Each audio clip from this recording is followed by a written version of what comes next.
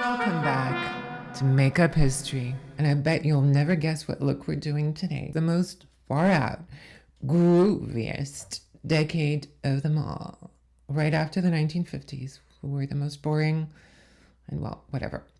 Now, first of all, I would like to thank all of you, all 20 of you that subscribed to my videos.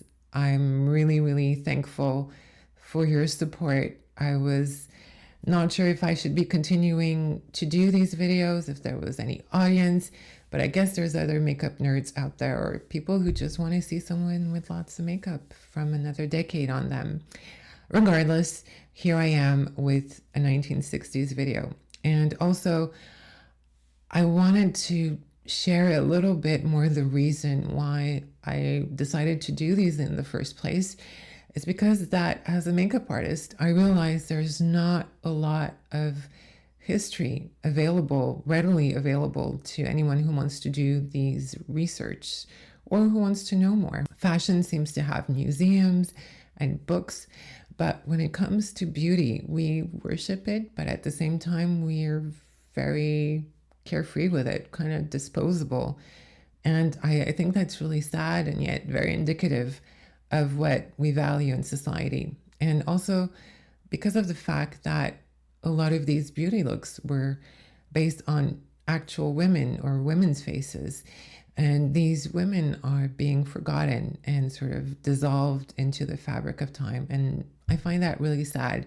So I'm here to keep their flame burning. Well, not all of them, but I try to put the most important ones in videos. So on to today's episode, which features some B-rolls with me having some looks, and I'm not sure I'm going to reproduce this stand another time. I might attempt, might not come out the same way. It's still a work in progress. Let's talk about the 60s, and let's preface the 60s with the term that was used, the youthquake. And why does one combine youth, young people, and earthquakes together? Well, because that's how it appeared to the adults that were dismayed by how these young people came about and tore society apart. And I'm not even joking, because, well, first of all, a lot of these youngsters were women, and the pill had already been invented in 1950s. A lot of these young women decided to take the pill so they could be more free. And that's how society works, basically, because someone gets pregnant and then someone has to get married. And people sort of, settle down and get real jobs and grow old together. Now, I'm not saying that everyone was on the pill and there were no children born. That's not true. But a good chunk of these youngsters who decided to sort of sway away from society, well, they created a huge rift by doing that. They created their own fashion, their own styles, and from a society that was based around being a bourgeois, became a society based on being cool. And yeah, we're still doing that today. Yes. Now, the beginning of the 60s was a bit of a slow burn. There wasn't much happening a lot. One of the first people to sort of start shaking things up is Sophia Loren. She was an import from Italy, and the US had a steady flow of femme fatales in the previous decades, except the 50s. And that's mostly because of the war and also the Hays Code, which was a self-imposed morality police on movies. Now, Marilyn Monroe was already breaking that mold, but she was still pretty much a good girl, she was innocent. However, Sophia Loren was the opposite of that. She was aristocratic, she had dark skin, she was sort of, she was more. And and I guess Americans needed some exoticism to get them out of their slump. One of the first movies that Sophia Loren did that put her on the map in terms of public was Houseboat with Clark Gable. No, sorry, I keep mixing them up. Cary Grant. And Cary Grant was one of the big stars of the 50s, male lead. And in a movie featuring her beautiful skin and color and her sultry makeup, it started to make an effect. And by 1960, she did her second movie with Clark Gable called It Happened in Naples. By then, in 1960, she was featured in 4 different American movies, yes, 4 of them. And she made the cover of Life magazine with her good looks. And she was actually called the Tiger-Eyed Seductress. I mean, look at that. I mean, I'm more of a dolly-eyed seductress. But I digress. Now that Sophia is sort of cooking the public into something more exotic, 1961 is the year. In 1961, the human race puts 2 human beings into space, into orbit around the Earth, and manages to get them back safe and sound. And that launches the beginning of the space race on the planet between the US and Russia.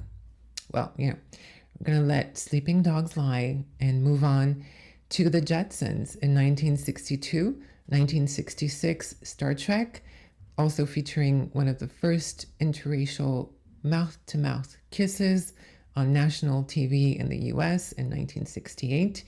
And in 1968 as well, Barbarella featuring Jane Fonda in a weird movie, but I have to say the costumes are to die for, and here are some of the costumes. And so the space space becomes something exciting. I mean, from dreary life on Earth to making it up in the heavens with God knows what's up there. I mean, really, people are excited. Their lives are shooketh. That has a huge impact on people. And then in 1962, Andy Warhol drops his pop art bomb in the form of Campbell's Soup's cans painted, and as well as portraits of Marilyn Monroe, Elvis, Elizabeth Taylor. And those cause a sensation. People go wild. People don't understand. People love it. You know it. Now, in 1963, we also have Cleopatra. And Cleopatra is the vehicle for Elizabeth Taylor and Richard Burton. A very big movie, a lot of money. At the same time, Elizabeth is married and she's having an affair with Richard Burton. Scandal. Now, the studio is worried that the movie is not going to make enough money, so they decide to link to the press that they're having an affair. And if you thought we had invented in the 21st century power couples, you are wrong, because it was big news everywhere, scandal. Especially Elizabeth loved those big jewels, and so she was the woman everyone wanted to be. Essentially, the movie did make its money in the box office. However, what's really interesting for us is that Elizabeth Taylor's makeup was absolutely beautiful. Also, the wigs and the costumes. Amazing scene in the movie, if you want to see it, is when she arrives in Rome. It's absolutely stunningly filmed. The movie itself is okay, but it's Elizabeth who is just stunning. And here she is in a picture by Bert Stern for a magazine shot. And she's sort of in between. She's wearing her style, and she's also as Cleopatra. And you can see the eye makeup is going to have some influence. Now, in 1963 is also the year that Miss Vreeland, Diana Vreeland, the one and only, comes into Vogue. She defects from Harper's, yes. You think she's Russian, but no, she's American. Vogue is the most read publication in the US, and she's going to influence that public by turning the book, the Vogue book, into a sort of exotic travel book with interesting faces, funny faces, like Barbra Streisand's face and later Goldie Hawn's face. People that weren't necessarily thought of as pretty. Diana loves interesting people. And if you enjoy fashion and you haven't seen the documentary The Eye Has to Travel, I strongly recommend it. And in 1964, we have this picture that becomes a landmark in terms of culture and also in terms of fashion. The swimsuit is by designer Rudy Gernreich. The model is Peggy Moffitt, and the photographer is her husband. And these three work together for the brand, for Rudy's brand, and they create images. What's lovely about this picture is that the swimsuit never really sold because no one really still wears swimsuits like that. But the image is a representation of what it meant to be a woman in 1964, the freedom and the liberation that came with it. Now, Peggy kind of regrets taking this picture because it kind of made her infamous. And in the following year, 65, she develops her own dolly eye makeup. Either it's kabuki, it's also a bit of pop art, it's a bit of op art, it's a bit of art, actually. What's amazing about Peggy is that she's an artist and she's a model. She also studied acting and she studied dancing. So she has every discipline combined. And she works with her husband, who's the photographer. And they create wonderful images for Rudy.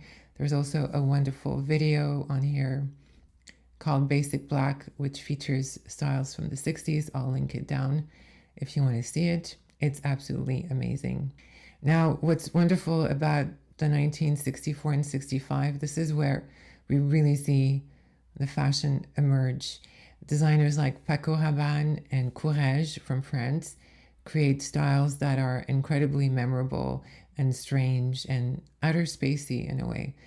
A bit of mod with stripes and patterns. Designers like Mary Quant were already established in London. I'm going to show you some stuff that they already started doing in the early 60s.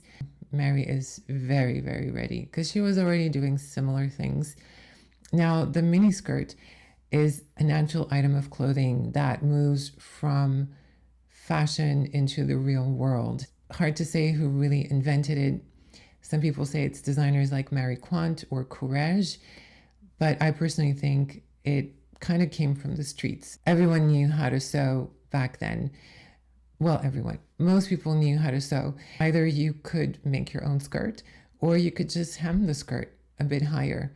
That leads me into the story also is Eddie Sedgwick. She was one of Andy Warhol's first superstars and one of the first people, I guess, he kind of exploited. And Andy was very interested in film and he wanted to create these movies, kind of like his pop arts that were very surface.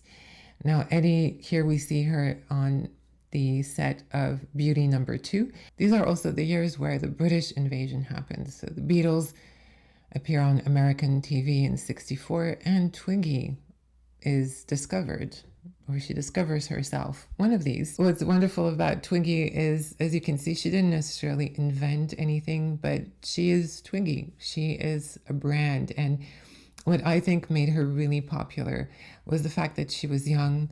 She wasn't someone who was aristocratic. She wasn't a dancer. She wasn't someone who necessarily was trained to be a model. There's something raw and something kind of angry, the way she looks at the camera, sort of kind of, go ahead, try me. That gives Twiggy that wonderful Twiggy style. And she was so popular, in fact, that she decided to create her own line of dresses. She supervised the design. It was made in London. She was so big that Mattel made a Barbie in her image. Yes, Twiggy really is the face of the 60s. If you're interested also in African American input into fashion, well, that comes from the music industry. The Supremes and Diana Ross were making it big, and they were extremely stylish, and they wore silver lame dresses, Pucci prints. They had the wigs, they had the Cleopatra makeup, they had the bouffant.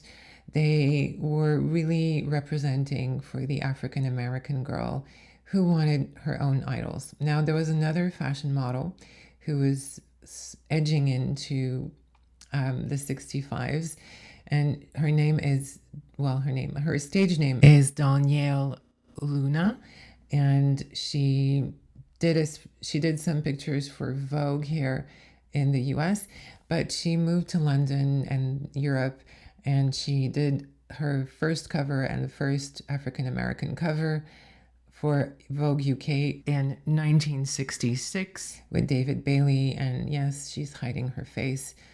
She started really strong, but unfortunately her addictions to drugs led her astray, and by the end of the 60s she had passed away. But there are beautiful images of her striking looks, and yes, she's wearing contact lenses. She also appears in one of the major movies, fashion movies of the 60s, and probably the first fashion movie ever, called Who Are You, Polly Magoo. And you can find it on so quality here on YouTube. I'll put the link below. And it's basically a movie spoofing the 60s and sort of the first TV reality movie that sort of doesn't really take itself seriously. And it was directed by William Klein, who is a fashion photographer. And Doniale appears in the first sequence where a spoof of Paco Rabanne is sort of being performed. It doesn't even look like his dresses, but they're wearing these metallic plexiglass things. It's absolutely amazing, and the makeups are amazing as well. I highly recommend. And in 1966, you have BLowup, shot by Antonioni, and he does it in London. It's loosely based on David Bailey. You also have Veruschka, who appears as herself, and it crystallizes her as sort of a top model girl. In 65, we have the appearance of something that people might call boho chic, hippie chic, hippie. Partly it's because of Pucci, who in Italy starts doing these very Eastern inspired prints.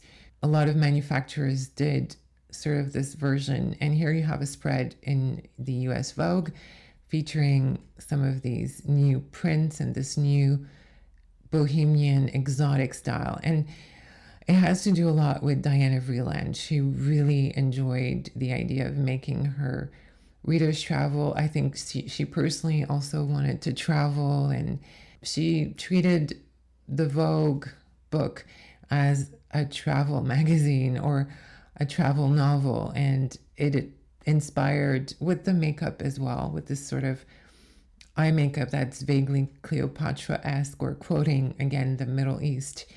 And then again, Veruschka, this model that we talked about, arrives as well with her boyfriend Franco Rubatelli in New York, and she's exotic, she's tall, she's not necessarily pretty, but she does embody this sort of hippie chic. It's really very much of the moment, this sort of travel chic. Veruschka and her boyfriend Franco Rubatelli are really a creative team, and once in a while they let other people in. One of these is called Giorgio di Sant'Angelo, and he's sort of a maverick, but he is responsible for one of Veruschka's most influential photo shoots in Vogue, where they went to the desert and he just draped all of these fabrics onto her and made her absolutely amazing and incredible. There's also this sort of vibe of psychedelia that comes from the drugs that were being taken at the time. And the hippie movement was something that already existed within the US. There were pockets of young people who were against the rules and formalities of society. And also, the Vietnam War had started in 1955 and was not ending.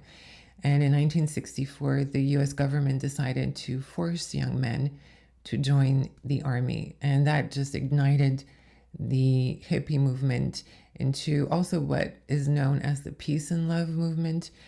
Again, there's a lot of names for the same thing, which also led eventually to Woodstock. But it's also this very exotic, very worldly way of dressing that gets translated also on a different level, on the street level, by these people who kind of adopt this worldly style, because basically they believe that the world is open and open to everything, and they want to absorb that idea. And so it's the perfect match or meld of styles and ideology. So let's talk about Veruschka. In terms of makeup, I'm pretty sure she did all of her own makeup. And she is just an incredible makeup artist. When it comes down to it, you can say that she's a model, but she was more than that. She constantly reinvented herself. She played with the idea of lashes, of shapes around her eyes, of shapes on herself. She decorated herself in all kinds of different ways. She was just absolutely endlessly creative, even though she helped to crystallize that hippie chic, hippie movement. She is much more than that. She's regal, she's a lioness, and she also brought in the trend of that sort of downward turned eye, which she used in a lot of pictures to make herself even more look like a lioness. And that was her contribution. Also, another thing she did was to use lashes, sort of spidery lashes or lashes made out of different materials, that more hippie look of the 70s that was brought on by another model called Marissa Berenson, who crystallized it. But essentially, Veruschka was a shapeshifter. She just always was looking different. And I think it helped also that she worked pretty much with the same photographer in the early 60s that helped her develop these different styles. And she even did body painting, which I'm showing to you now. To me, she's really one of the most influential makeup artists, just in terms of makeup. You can say, of course, Twiggy was more important and had more fans, but in terms of the actual makeup and what innovations were brought in, I think Veruschka is just absolutely incredible, and I don't think she's given enough due or credit. Now let's look at one of the first models, and her name is Jean Shrimpton. She started working around the 60s, and she met David Bailey, and again, this was a team. They worked almost exclusively together, and Jean Shrimpton was sort of writing the Audrey Hepburn vibe, slowly transitioned into the 60s with the makeup and the more bouffant hair. Now, another influential model that's not very known, but I think had a lot of influence on the 60s, and her name is Samantha Jones. Yes, you heard me right. Samantha Jones, that's her real name, and I'm pretty sure that Candace Bushnell had a sort of girl crush on her because she named one of her characters Samantha Jones. I just like saying the name Samantha Jones. She is sort of the Victoria's Secret of the 60s. Like, she's just so sexy and so luscious. And again, this model did her own makeup. She played in a movie called Wait Until Dark, where she plays sort of a villainous character. I'm not sure if she's the first one who did the hair like that, or Veruschka, or they both sort of influenced each other into creating this hairstyle. The last model is Marissa Berenson, and I think she's extremely influential because she was sort of a new kind of a face, and the sort of spidery lash look that she adopted, that other models had adopted, but on her it was just beautiful and amazing. And she has this sort of wonderful freshness about her that motivated a lot of young women to copy her or copy the style. The last movie star that had a huge influence on the 60s. Sophia was working in the 50s, 60s, 70s, 80s, and she adapted her look to each and every one of these decades, and I'm probably going to have to do a video. And what I like about Sophia's look is that it's always very simple things, because when you're working with cameras, movie cameras, you can't be as extravagant. Some things don't translate well into a film because they're very just distracting. And however, Sophia's makeups are always incredibly simple yet effective. And this is a look from 1960 that I showed you. Here's a look from 1965. And here's a look towards the end where she sort of takes that more pared down, lashy look into a different direction. And she's just, I don't know if she does her own makeup or if she works with a makeup artist that helped her do this makeup. It's something I have to research more. But she's just absolutely amazing. And I found this ad from the 1960s, and you have sort of the two, they talk about three styles, but it's pretty much one style with a lot of different versions. And the only one, incidentally, that actually had a name was the dolly look, which is, that was the idea of the dolly eye. And especially in London, young women were called dolls.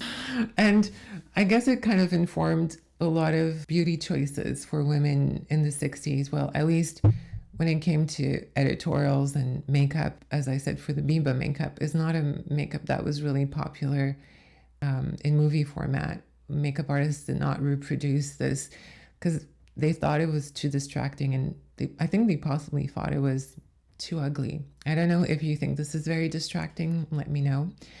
And the other thing that I wanted to sort of summarize about the 60s is how our idea of fashion really comes from the 1960s. Before that, women would look to magazines for ideas of what to wear for dinner or what to wear for an event. But the 1960s turned fashion into a spectator sport, fashion entertainment. And it was more about interesting clothes and interesting looks that probably no one would ever buy, but that were exciting to look at. And that again is Diana Vreeland's contribution. And lastly, fashion has sort of stayed this youth culture thing or related to youth that we're still having trouble kind of getting out of. We're starting to be more inclusive in terms of color, weight, shape, but it seems that age is still something that is kind of problematic when it comes to fashion and beauty. So on this, I'm signing off from the 1960s, being a dolly, and I hope the next video will be soon. I'm working on a 1970s video, the latter part of the 70s, the disco look. So see you then.